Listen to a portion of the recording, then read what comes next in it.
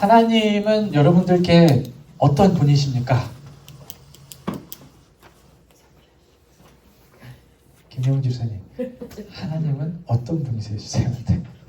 우리 잘못한 것도 다 수용해 주시고 우리의 기도도 들어주시고. 저는 집사님 답변이 참 좋아요. 제 말씀보다 더 은혜로운 것 같아요. Your answer is always precious. It looks like better than mine always. Thank you. 정말 은혜도 많으시고 이렇게 수용해 주시고 또 그 다음에 우리가 많이 얘기하는 것은 이제 뭐 God is great. 위대하신 하나님에 대해서 많이 얘기를 하실 거예요. 왜냐하면 뭐 성경을 보고 뭐 우리 삶 속에서 이렇게 해나가시는 것을 보면 참 우리의 능력밖에 일을 행하기 때문에 참 위대하신 하나님이라는 고백도 하는 것 같아요. 저도 지난주에 이렇게 하나 또 경험했는데 나중에 또 시간 있으면 나누도록 하겠습니다. 예를 들어서 이제 성경을 보면요, 위대하신 하나님, 홍해바다 갈랐잖아요. 그 물을 딱 멈춰갖고 이렇게 갈라갖고 마른 바닥을 이렇게 걷게 만드셨다고 하셨고, 요단강도 갈르셨고, 예수님이 제일 많이 하신 일 뭔지 아시죠? 있었을 때 아픈 사람들 많이 고쳐주시잖아요. 당시에 우리처럼 병원이 있다고 생각하면 안 돼요.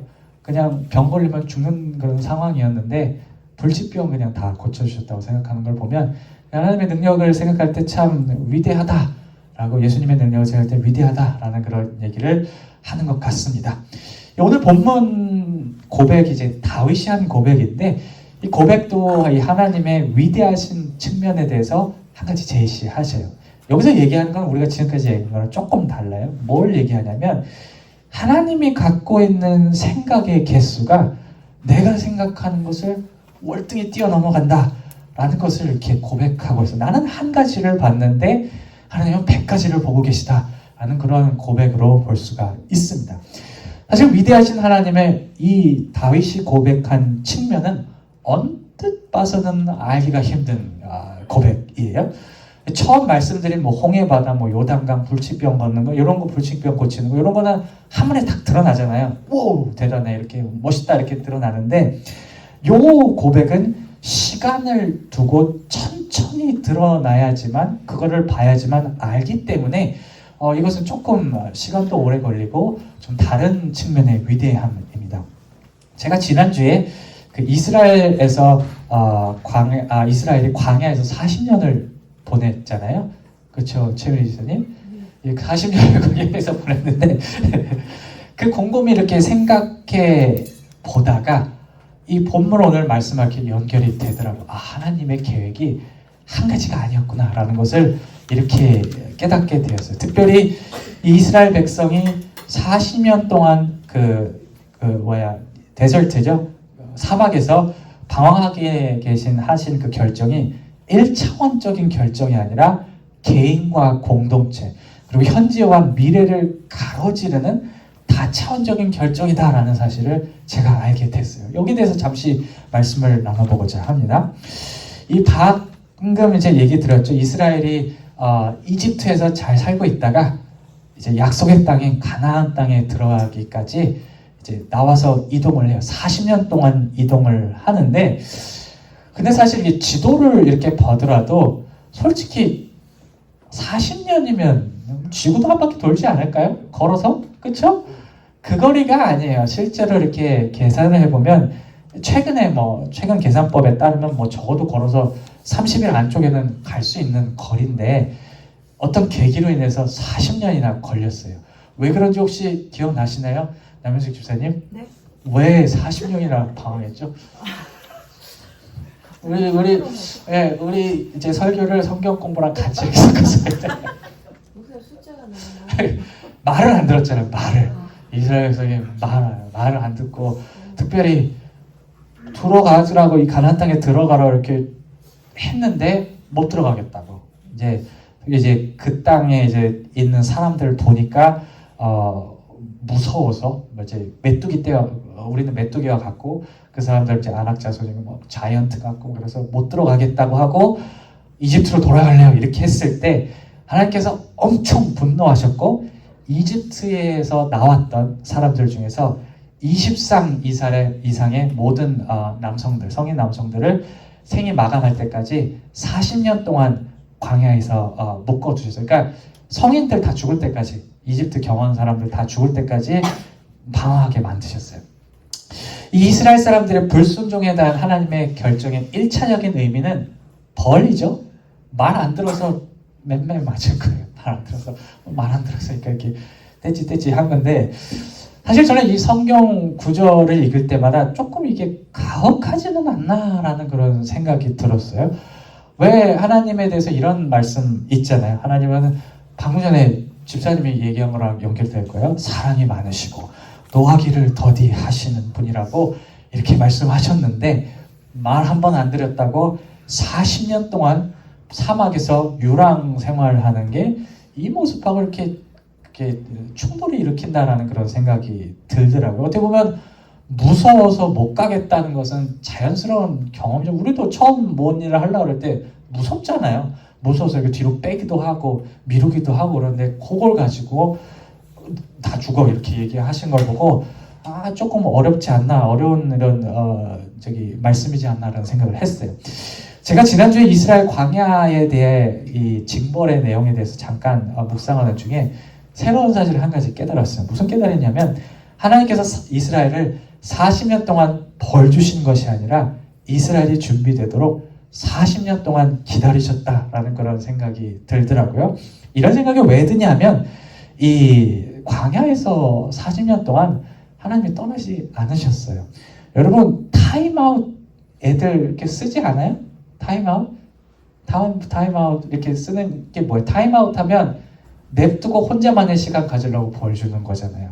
만약에 이게 40년의 벌이었다면 40년 동안 냅두고 반성하라고 하는 게 그게 벌로 끝날 것인데, 성경을 쭉 보면 그 40년 동안 계속 계셨어요. 적당한 지도도 해주시고, 필요하면 뭐 음식도 보내주시고, 또 아니면 기적도 보내주시고, 그렇게 했던 것을 보면 이 40년간의 광야 생활이 시작이 징벌, 벌일지는 모르겠지만 목적이 그들을 혼내기 위함이 아니었다라는 것을 우리가 알 수 있습니다. 그렇다면 구체적으로 무엇을 위해 하나님을 그들을 40년이나 기다려야 했을까요?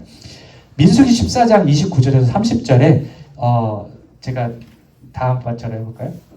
이 절에서 이제 나오는데 우리 한번 읽어보시도록 할게요. 시작. 너희 20세 이상으로 계수함을 받은 자, 곧 나를 원망한 자의 전부가 여분네 아들 갈렙과 눈의 아들 여호수아 외에는 내게 맹세하여 너희로 거하리라 한 땅에 결단코 들어가지 못하리라. 아멘. 무슨 얘기인지 아시겠나요?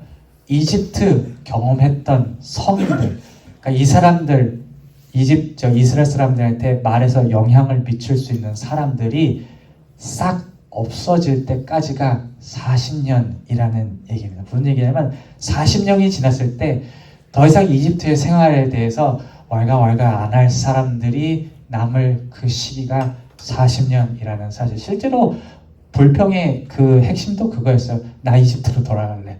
이집트에서 맛있는 거 많이 먹었잖아. 고기도 많이 먹고 그랬는데 나 여기 와서 왜 고생해야 돼? 그때의 상황이 머릿속에 박혀있는 그 사람들이 없어질 때까지 기다리신다는 거예요. 이 갱신의 어떤 사고의 갱신이 필요한 것은 왜냐하면 이제 이스라엘 백성이 새로운 땅에, 완전히 새로운 땅에 들어가서 새로운 생활 방식에 적응해야 되기 때문입니다. 왜? 우리가 새로운 일들 시작하려고 할 때, 여기 이사도 오실 때로 생각해보면 새로운 마음으로 시작할 때 다 이것도 버리고 저것도 버리고 그럴 때도 있잖아요. 심지어 인간관계도 자르고 처음부터 다시 시작할 때 싹 비우고 처음 들어가서 거기에 적응 잘하기 위해서 그런 결정을 하는데, 이 40년 동안의 광야 생활이 이스라엘에게도 이런 영향을 미쳤다고 생각을 할 수가 있는 것이죠. 새 포도주는 새 가죽 부대에 담으라고 했던 것처럼 그동안 가지고 있는 사고방식을 비우고 정체성이 말랑말랑해져서 새 것을 잘 받아들일 수 있는 그 상태가 광야에서의 시간을 통해서 체득이 된 것입니다. 이런 의미에서 이스라엘 광야 40년의 기간은 단순히 징벌이 아닌 하나님의 인내이자 사랑의 표현으로 얘기할 수가 있는 것입니다. 이스라엘을 하나님께서 그토록 사랑하셨고 어떻게든 좋은 것을 떠먹여 주기 위해서 40년 동안 인내하시고 그들이 준비될 때까지 기다리신 것이에요. 광야에 대한 하나님의 한 가지 결정인데 그 결정에 징벌과 기다림이라는 두 가지 의미가 같이 가고 있는 거예요. 사실 이 광야 생활이 이 두 가지 의미만 있는 것이 아닙니다. 여러분들 성경 쭉 보시면 이집트에서 있던 사건은 이스라엘 역사 가운데 그리고 신약 성서에도 신앙 관계, 믿음의 어떤 한 전형이 되어 있어요.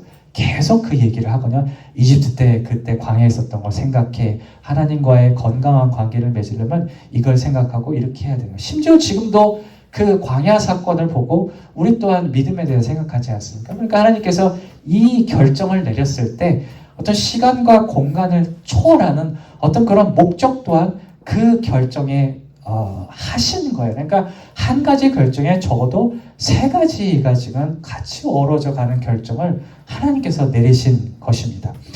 지금까지 이스라엘 광야 사건을 통해 살펴본 하나님의 모습 가운데 우리가 주목해야 될 한 가지 중요한 사실은 하나님께서 여러 가지 그런 계획을 갖고 계실 때 한 가지 사건을 통해서 그 의도를 관통하는 것이 바로 하나님의 선하심이라는 사실입니다.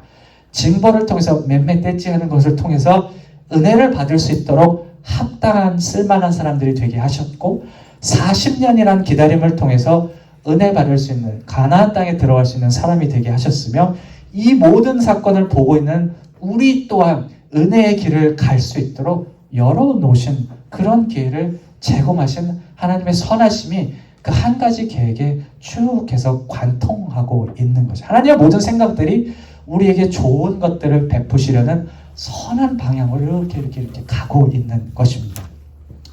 오늘 말씀에 우리에게 말하는 믿는 자들로서의 한 가지 중요한 태도는 기다림일 것이에요. patience. 어떤 일이 우리 삶 가운데 탕 떨어졌을 때 그것이 특별히 어려운 상황일 때 그런 우리가 힘들 때가 참 많죠. 한 가지 일이 탁 떨어졌을 때 그 일의 표면과 당장 우리에게 미치는 영향 때문에 당황하거나 놀랄 필요가 없는 것은 하나님은 우리가 보는 것을 넘어서는 수많은 선한 계획들을 그 한 가지 일 안에 계획하고 계시기 때문입니다. 시간이 지나가면서 우리가 처음에 발견하지 못했던 하나님의 선하신 일들이 하나씩 계속 드러날 것이기 때문에 우리가 해야 할 것은 그 선하심을 믿고 기다리는 것입니다. 오늘 시편 본문에 다윗이 이렇게 얘기하잖아요. 하나님께서 주의 생각이 어찌 내게 그리 보배로우신지. 되게 많은데 그게 다 보배로웠습니다 라고 고백을 한 것은 한순간에 탁 뛰어난 게 아니라 정말 이런 기다림을 통해서 정말 일생 동안 그것을 기다려가면서 하나씩 들어가는 것을 보고 마지막 부분에서야 깨달았던 어떤 그런 고백이라고 우리는 생각할 수가 있는 것입니다. 이 다천적인 하나님의 계획과 그 선한 의도에 대해 저도 참 살면서 많이 경험하는 것 같아요. 처음에 잘 모르겠어요. 처음에 어떤 일이 탁 떨어졌을 때 이게 뭐지? 이런 생각이 들다가 시간이 지나면서 1년, 5년, 10년이 지나면서 하나씩 하나님의 선하신 의도를 깨달을 때가 있는 것 같아요. 제가 처음에 미국에 온 이유가 공부하러 왔거든요. 석사 공부를 시작하러 왔는데 그 제가 간 학교 이름에 되게 좀 실망한 적이 있었어요. 그러니까 소위 한국 사람들이 많이 아는 그런 학교는 아니었고요. 여기 지금 고등학생들 앉아있는데 이해할 거예요. 한국 분들이 좋아하는 학교 이름들이 있고 전혀 모르는 학교 이름들. 그게 나쁜 게 아닌데 저도 그랬어요. 그런 소위 말해서 아는 다른 사람들이 다 아는 학교에 가지를 못했어요. 그래서 제가 좀 실망할 때가 있었습니다. 캠퍼스도 오래되고 낡아서 특히 집 같은 데 살면서 제 아내가 이런 불평을 참 많이 했어요. 없죠 지금 이제. 뭐라 그러냐, 이놈의 집구석은 하도 낡아서 청소를 해도 깨끗해지지가 않아요. 왜냐면 그때 제 큰애가 제가 1살 2살이었는데 이렇게 다니면서 먼지를 파먹는 거예요. 그 마룻바닥에. 그러니까 집이 너무 오래돼갖고 아무리 닦아도 깨끗해지지 않는 그런 집에 그 당시에 한 10년 전에 한 1,300불, 1,400불 주고 원베드룸 아파트 이렇게 살았었어요. 그러니까 돈은 돈대로 주고 더러운 집에서 그런 살고 뭐 애도 그렇고 그러니까 이제 이런 생각이 드는 거야. 아니 하나님 왜 다른 좋은 학교들 다 남겨두고 저 여기 보내셨어요? 그런 생각이 들었어요. 그때 다닐 때는. 근데 제가 시간이 지나면서 수긍하게 된 것은 그 학교가 참 저에게 잘 맞았다는 것입니다. 저처럼 특별히 미국에 처음 와서 경험이 없는 사람들, 미국 경험이 없는 사람들을 잘 이해하고 기다려줄 수 있는 분위기가 그 학교에 이렇게 마련돼 있더라고요. 제가 나중에 깨달은 것은 조금 이름 있는 학교들은 못 따라오면 이렇게 빵 쳐버린다 하더라고. 못 따라와? 가. 이렇게 하는데 그 학교는 안 그래요. 선생님들도 제가 이제 뭐 쭈뼛쭈뼛거리고 영어도 못하는데도 제 겉모습보다는 가능성을 보시고 격려를 이렇게 많이 해주시는 그런 학교였어요. 그리고 또 제 학교 어떤 그런 마음이 있었기 때문에 저도 이제 더 열심히 해서 위로 올라가야 되겠다라는 그런 생각이 계속 2년 동안 있었기 때문에 되게 좋은 학교였다고 지금 얘기를 할 수가 있는 것 같아요. 그렇다고 그때로 돌아가고 싶지는 않아요.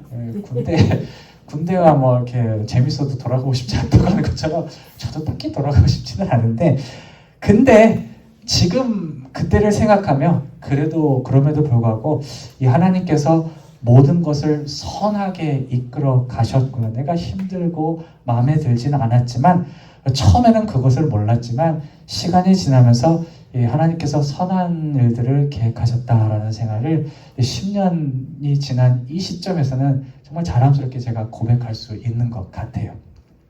말씀을 정리할게요. 오늘 말씀 전체를 다음과 같은 두 단어로 정리할 수 있을 것 같습니다. 바로 겸손과 믿음입니다.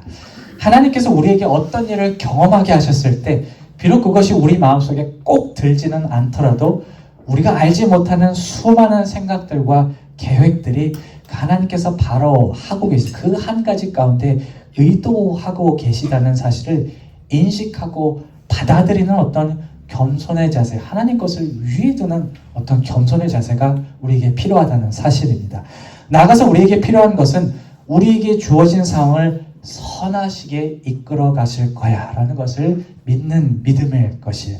하나님은 우리를 사랑하시기 때문에 반드시 하나님께서 생각할 때 적절한 시점에 좋은 것들을 예비하실 것이라는 믿음을 가지고 우리가 기다릴 때 이스라엘 백성이 약속의 땅에 들어간 것처럼 우리 또한 주님께서 예비하신 좋은 것들에 도달할 수 있다라는 사실을 우리가 기억하고 믿어야 할 것입니다. 그럴 때 오늘 시편의 다윗의 고백이 우리의 고백이 될 수 있음을 믿고 살아가는 저 여러분들이 되시기를 주님의 이름으로 축원합니다.